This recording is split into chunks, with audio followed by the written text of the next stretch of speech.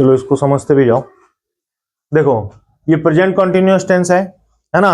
English में जब हम लोग किसी भी प्रकार के सेंटेंस को मतलब हिंदी से इंग्लिश में अनुवाद करते हैं तो टेंस के हिसाब से करते हैं। टेंस तुम लोग को बता चुके हैं 3 प्रकार का होता है, उसमें प्रत्येक टेंस का अलग अलग भेद होता है। तो प्रेजेंट टेंस का ही दूसरा भेद है क्या, present continuous tense. Present continuous tense में ट्रांसलेट करने के लिए सबसे पहले उसके वाक्यों का पहचान करना होता है। तो वाक्य के अंत में देखना है, वाक्य के अंत में अगर लगा रहेगा क्या, रहा है, रहे हैं, रही है, तो हम लोगों को समझ जाना है कि ये किस टेंस में कन्वर्ट होगा, प्रेजेंट कॉन्टिन्यूअस टेंस में कन्वर्ट होगा। ठीक है। प्रेजेंट कॉन्टिन्यूअस टेंस में वाक्यों को ट्रांसलेट करने के लिए कुछ खास नियम है। वो नियम क्या है, इन्हें ट्रांसलेट करते समय हेल्पिंग वर्ब का यूज होता है। हेल्पिंग वर्ब जैसे कि इज, एम, आर का यूज होता है इसमें।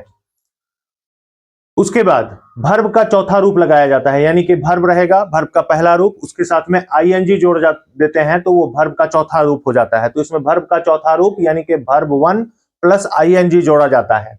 जैसे तुम लोग देख सकते हो इसका स्ट्रक्चर क्या है, subject plus is, am, are plus verb का पहला रूप जोड़ आईएनजी, और अगर अदर वर्ड रहेगा तो अदर वर्ड इसमें लगा सकते हैं।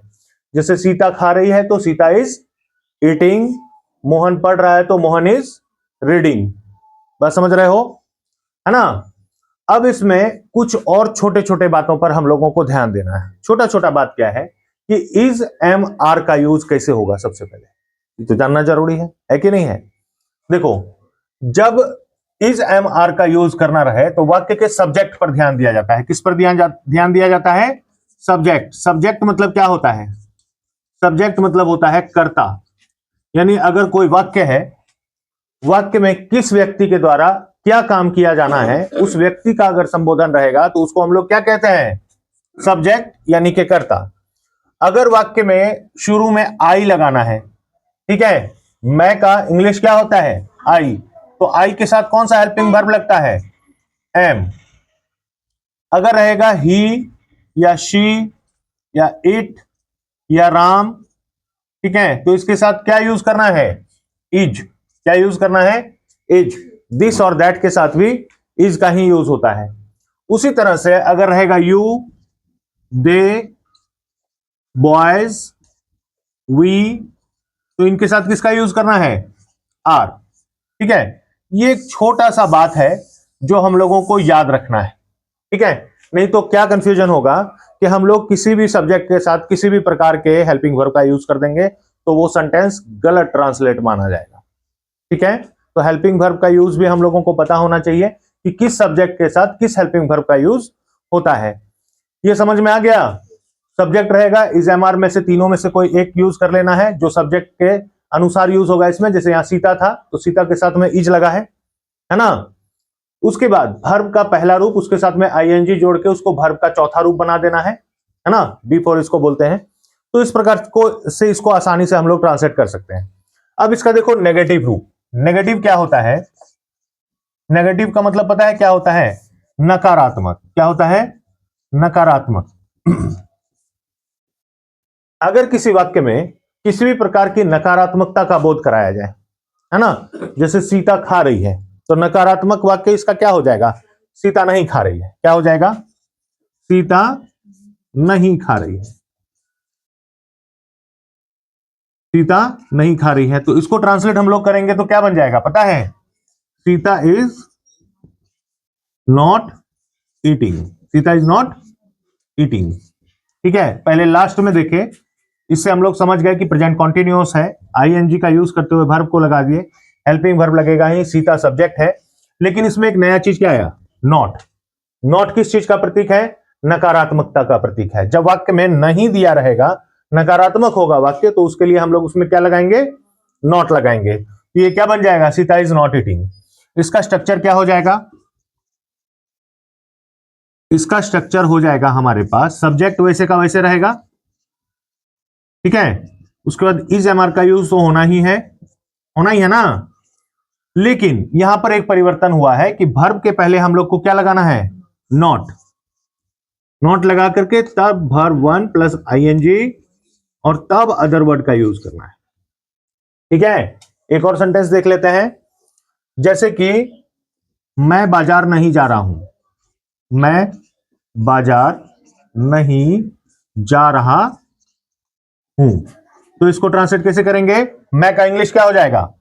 आई के साथ कौन सा हेल्पिंग वर्ब लगेगा? एम, है ना, आई एम। उसके तुरंत बाद क्या लगाना है? देखो यहां हेल्पिंग वर्ब के तुरंत बाद नॉट, उसके बाद वर्ब प्लस आईएनजी। गो होता है, जाना का क्या होगा? गो। गो के साथ में आईएनजी लगाएंगे, क्या बन जाएगा? Going, I am not going. उसके बाद टू मार्केट, ये अदर वर्ड हो गया, इसको भी हम लोग को डालना है। तो I am not going to market. इस तरह से उसके नकारात्मक वाक्यों को हम लोग ट्रांसलेट कर सकते हैं। अब देखो, तुम लोग इसका पॉजिटिव समझ गया, नेगेटिव समझ गया। एक प्रकार का और वाक्य तुम लोगों को आ सकता है, वो है क्या? इंट्रोगेटिव। क्या है? इंट्रोगेटिव। इंट्रोगेटिव मतलब क्या होता है? प्रश्नात्मक। क्या होता है? यानी जिसमें कुछ पूछे जाने का बोध हो। ठीक है, हम लोग तीन प्रकार से वाक्यों को बोलते हैं ना। एक तो कथनात्मक, कोई बात किसी को बता रहे हैं। एक नकारात्मक, जिसमें हम लोग किसी बात को नकार रहे होते हैं। और एक प्रश्नात्मक, जिसमें हम लोग किसी चीज को पूछ रहे होते हैं किसी से। तो उसी पूछने वाले वाक्य को क्या कहते हैं? इंट्रोगेटिव। क्या कहते हैं? इंट्रोगेटिव। तो इंट्रोगेटिव क्या है? इसका एग्जाम्पल देखो। जैसे इसका एग्जाम्पल क्या हो जाएगा? क्या वह पढ़ रहा है? क्या वह पढ़ रहा है? तो इसमें कुछ पूछने का बोध हो रहा है कि नहीं? प्लस इसके पीछे में क्वेश्चन मार्क लगा हुआ रहेगा। तो ऐसे ही पता चल रहा है हम लोगों को क्या, कि किसी से कुछ पूछा जा रहा है कि क्या वह पढ़ रहा है कि नहीं पढ़ रहा है। तो क्या वह पढ़ रहा है को ट्रांसलेट कैसे करेंगे? इसमें हेल्पिंग वर्ब आगे आ जाएगा। इज ही, पढ़ना का रीडिंग, इज ही रीडिंग। इतना आसान है, सिर्फ हेल्पिंग वर्ब को आगे करना है, सब्जेक्ट को बीच में कर देना है और वर्ब के साथ में आईएनजी लगा करके उसमें ट्रांसलेट कर देना है। ठीक है, इसका स्ट्रक्चर क्या हो जाएगा? इसका स्ट्रक्चर देखो क्या हो जाएगा। इसमें हेल्पिंग वर्ब आगे आ जाएगा, is am are plus subject plus verb one plus ING या वर्ब फोर लिख सकते हो, प्लस अदर वर्ड। एक और सेंटेंस हम लोग देख सकते हैं। ठीक है, देख लेते हैं कि क्या वह नाच रहा है? क्या वह नाच रहा है? तो इसको ट्रांसलेट कैसे करेंगे? कैसे ट्रांसलेट करेंगे? हेल्पिंग वर्ब आगे आ जाएगा, पूछने का बोध हो रहा है, तो वह जो है सब्जेक्ट, इसके साथ कौन सा हेल्पिंग वर्ब लगता है? इज। तो हम लोगों को इज को आगे कर देना है। यहां क्या हो जाएगा? इज, उसके बाद सब्जेक्ट क्या हो जाएगा? ही। नाचना का क्या हो जाएगा? Dancing, is he dancing. क्या वह नाच रहा है? तो इस प्रकार से वाक्य अगर ट्रांसलेट कर दोगे तो इससे कुछ पूछने का बोध हो जाएगा। नकारात्मक में क्या हो जाएगा? वह नहीं नाच रहा है, तो is not dancing, he is not dancing. और वह नाच रहा है, ही इज डांसिंग। ठीक है, एकदम बेसिक है। और कभी कभी क्या हो जाएगा, इसमें नेगेटिव प्लस इंट्रोगेटिव आ जाएगा। नेगेटिव प्लस इंट्रोगेटिव हो जाएगा, यानी वाक्य जो है नकारात्मक तो रहेगा ही रहेगा, प्रश्नात्मक भी रहेगा। प्रश्नात्मक के साथ वो नकारात्मक भी रहेगा। तो उसको कैसे बनाएंगे देख सकते हैं। देखो, जैसे कि क्या वह नहीं पढ़ रहा है? क्या वह नहीं पढ़ रहा है?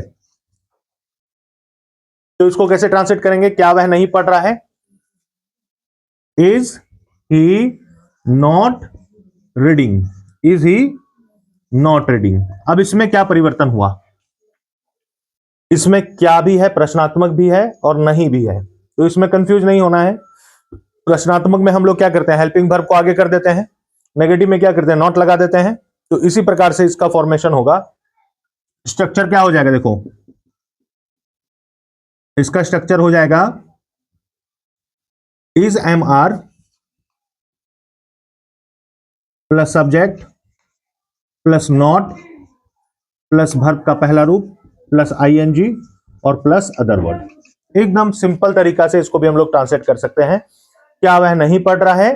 तो इज ही नॉट रीडिंग। तो ये प्रेजेंट कॉन्टिन्यूअस में चार प्रकार के सेंटेंस तुम लोगों को आ सकते हैं। और ये चारों प्रकार का सेंटेंस कैसे ट्रांसलेट होगा ये तुम लोग को पता चल गया। इसमें कोई भी कंफ्यूजन होगा तो फिर दोबारा पूछ सकते हो। ठीक है, स्ट्रक्चर्स को याद रखना। बहुत ही आसान रहता है।